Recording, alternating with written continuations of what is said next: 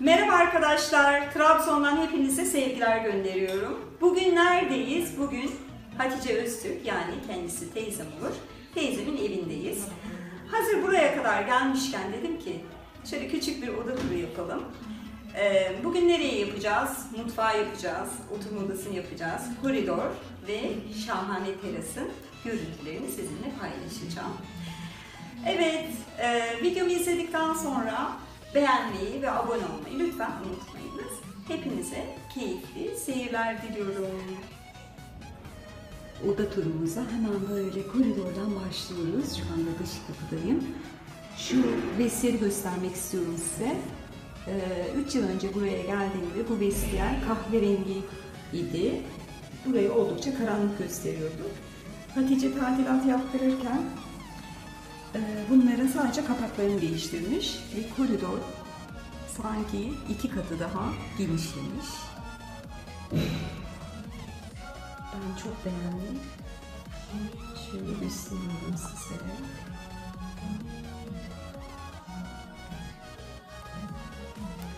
Çok şık bir ev. Evet, eminim ki sizin de dikkatinizi çekmiştir.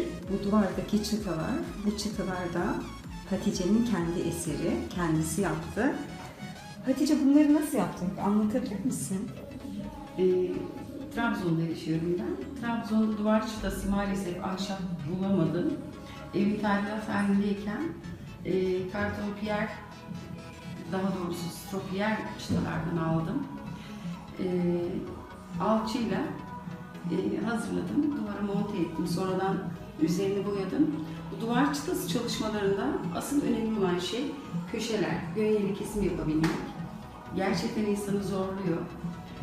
Ama sonuç muhteşem oluyor. Biraz uğraşmak gerekiyor. Öncesinde duvara nerelere uygulamak istiyorsanız çizimini yapmak gerekiyor.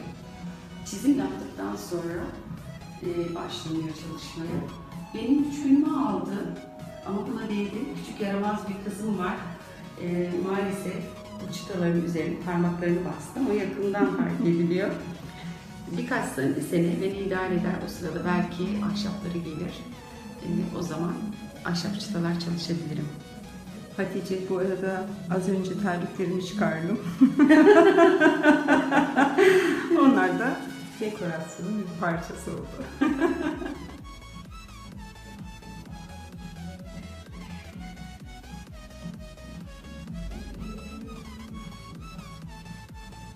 Evet, burada koridorda bir ayrıntı daha var. Onu da söylemek istiyorum size. Önceden oturma odası ve mutfak ayrı ayrıydı. Hatice buranın daha güzel görüneceğini düşündüğü için, ki gerçekten öyle olmuş, çok daha geniş, çok daha ferah olmuş. Ortadaki duvarı kaldırtıp iki odayı, yani mutfakla oturma odasını birleştirmiş. 3 yıl önce geldiğimde, tadilat öncesinde, şu aynanın olduğu yerde mutfağın girişi vardı. Şöyle gösteriyorum. Şu anda böyle kocaman bir girişi var odanın. Hemen şu alanda da oturma odasının girişi vardı. Giriş kapısı vardı. Ben bu haliyle gerçekten çok daha beğendim. Çok daha kullanışlı, çok daha yaşanılası bir oda elde etmiş. Vallahi tebrik ediyorum Hatice'si. Benim en beğendiğim odalarından bir tanesi, Hatice çatı katında yaşıyor. Burası 145 metrekare değil mi Hatice? Evet, iç alan toplamı 145 metrekare, terasla birlikte 165 metrekare yapıyor. Oldukça geniş, oldukça ferah bir oda. Burada da bir prenses ne yapıyor? Boyama yapıyor. Şöyle odayı göstermek istiyorum size. Ben bu odaya gerçekten bayılıyorum. Harika. Çok bol ışık alan, ferah bir oda olsun istedim. O yüzden koridora açılan duvarı yıktım, mutfakla birleştirdim. Epey bir tadilat gördü bu ev. Ama sonuçtan çok memnunum. Hala eksiklerim var. Sağlık sorunlarım ortadan kalkınca eksikleri yavaş yavaş tamamlayacağım. Burası gerçekten bolca ışık alıyor. Çünkü önü açık bir daire. Fakat yine de ışıkları yakma gereksiniminde bulunduk. Çünkü kamerada sorun var.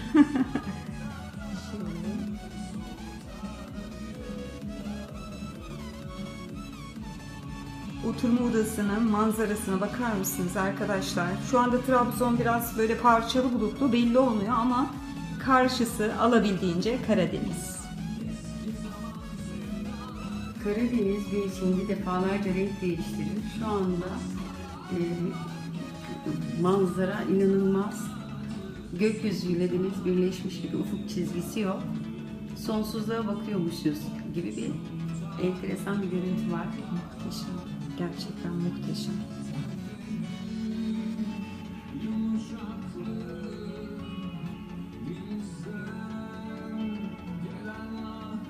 Bu odadan baktığınız zaman da Karadeniz'i görebiliyorsunuz. Bilmiyorum çok belli oluyor mu ama işte dediğimiz gibi hava biraz parçalı bulutlu. Teyzem diye demiyorum. 10 parmağında 1000 marifet. Bu tepsiyi de sen boyamıştın değil mi Hatice? Evet. Dekopaş çalışması yaptım. Seviyorum böyle çalışmaları. Harika. Şöyle alalım. Çok güzel değil mi? Çok şık. Evet, biraz modern olsun istedim. Daha doğrusu retro diyelim. Biraz eski, biraz yeni. Hatice bunu da sen yaptın değil mi bu resmi? Evet, zaman zaman resim çalışmaları yapıyorum. Herhangi bir ders almadım, eğitimini almadım. Biraz kopyalıyorum, biraz doğaçlama, akrilik, yağlı boya, sulu boya. Zaman zaman yapıyorum. Şövalyenin haline bak, şövalyenin haline bakar mısın? Perişan vaziyette, çok büyük tablolarım da var. Bence bu muhteşem olmuş. Ellerine Çıta sağlık. çalışması yaptığım duvarı kendi yaptığım resimlerle süslemek istiyorum. Yavaş yavaş resimlerimi tamamlamaya başladım. Harika. Evet, şöyle mutfağı da gösterelim. Mutfakta bu ada yoktu. Oo. Mutfakta ada yoktu. Orada kocaman bir duvar vardı. Aslında burası orada bitiyordu bu oda. Duvarı yıktırdıktan sonra masa koymak yerine daha kullanışlı olur diye ada yaptırmayı tercih ettim. Mürdüm olalı bu kadar güzellik görünmedi. Ben bu mutfağa bayılıyorum. Mutfağı yaptırırken şu karşıdaki aynalık denir. Renk tutturmak için ne kadar dolaştım anlatamam. Trabzon'da gitmediğim sanayi bölgesi kalmadı. Ama en sonunda aynı tonu tutturmayı başardım. Evet, yavaş yavaş mutfak bölümüne geçiyoruz. Evin daha çok eksiği var. Henüz tamamlanmamış ama Hatice sağ olsun beni kırmadı. Ben çatı katlarına bayılıyorum ya. Gerçekten harika değil mi sizce de? Henüz bar tabureleri de gelmedi değil mi Hatice? Evet, bunların siparişini verdim. Özel bir çizim yaptım. Bakalım. İnşallah istediğim gibi olur. Adanın bazası hala gelmedi. Ayaklar görünüyor. Artık oraları görmezsiniz değil mi? Oraları gördüm. Mutfağın bir de böyle bu açısını almak istedim.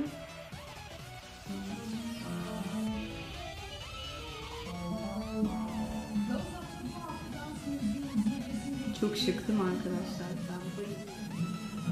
Hatice'nin bu bıçaklığı dikkatimi çekti. Henüz sormaya fırsatım olmadı çünkü yıllardır o kadar çok anlatacağımız birikmiş ki. Evet, şimdi sorayım. Hatice, bu bıçaklığını gerçekten çok beğendim. Mıknatısı değil mi o? Evet, mıknatıslı. Bunlar profesyonel, endüstriyel mutfak malzemeleri satan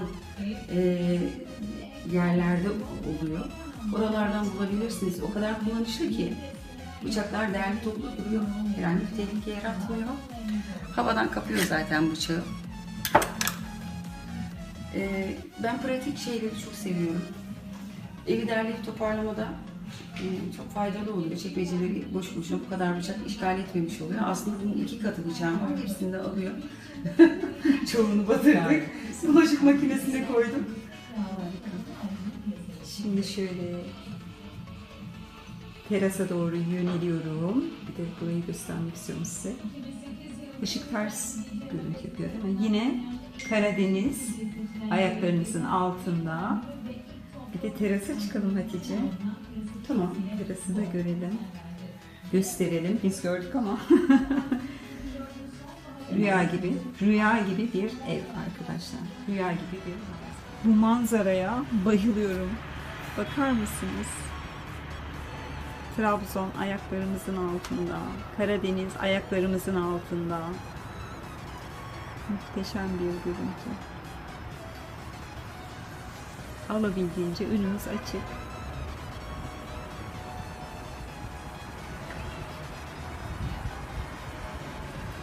O bidonları görmeyi, evin tadilattan çıktıktan sonra bazı malzemeleri istiflemekte sıkıntı yaşadım. Bu çiçekliği çok merak ettim ben. Hatice'ye sordum. Vintage çok güzelmiş. Nereden aldın diye.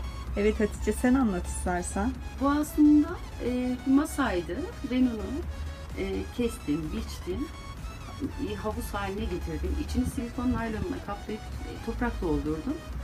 Sığ toprakta yetişen bitkiler diktim içerisine.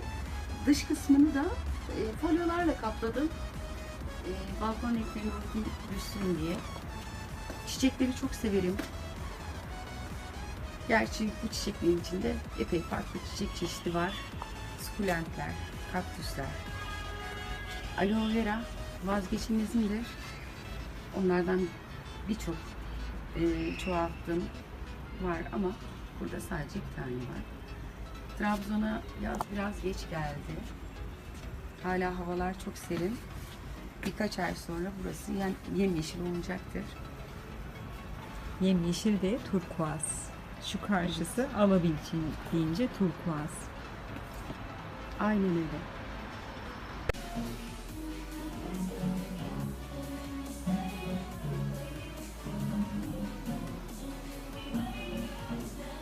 Şöyle lavaboyu göstereyim.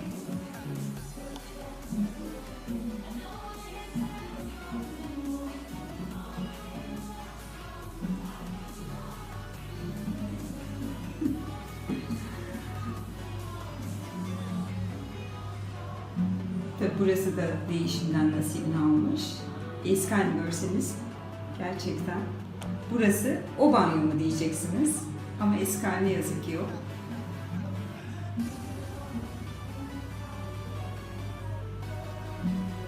Ben buradaki bu armatürü çok beğendim. Hatice gerçekten çok güzel bir seçim yapmış.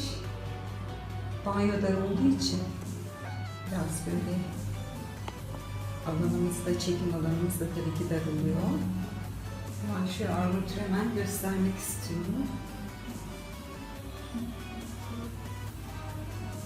Bu gerçekten çok şık bir şey değil mi ya? Ben çok beğendim.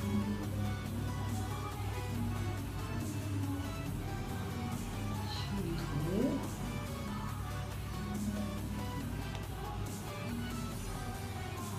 Yine Hatice buraya da böyle bir oturma alanı yapmış. O çekilecek mi? Şöyle göstereyim size. Bu oturaklar banyoda, özellikle duşta çok kullanışlı oluyor bence. Ben de evimde bundan yaptım.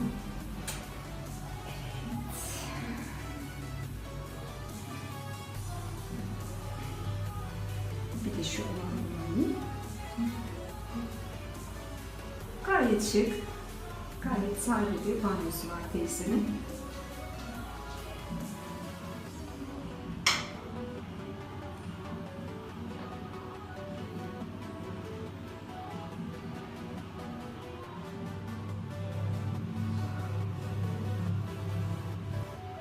Yine banyolarda olmazsa olmaz.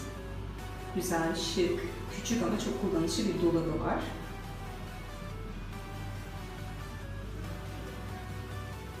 Bunun yere kadar olmamasını istememiş teyzem.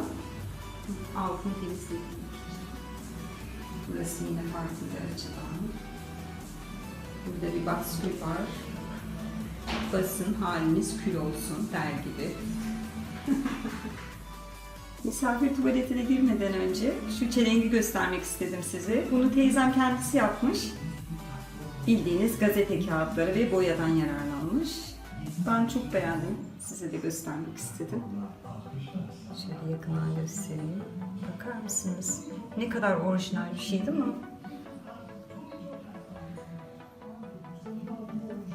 Evet, burası da misafir tuvaleti. Yine dolaplar yüksekten başlanarak yapılmış. Bu paspası göstermek istiyorum. Bunu da Hatice teyzem örmüş. Gayet şık bir tuvalet değil mi? Ben çok beğendim. Çok sade ve çok şık. Alan dar olunca burada da tabii ki çekim yapmak bayağı bir sıkıntılı. Bu açıdan da göstermek istedim.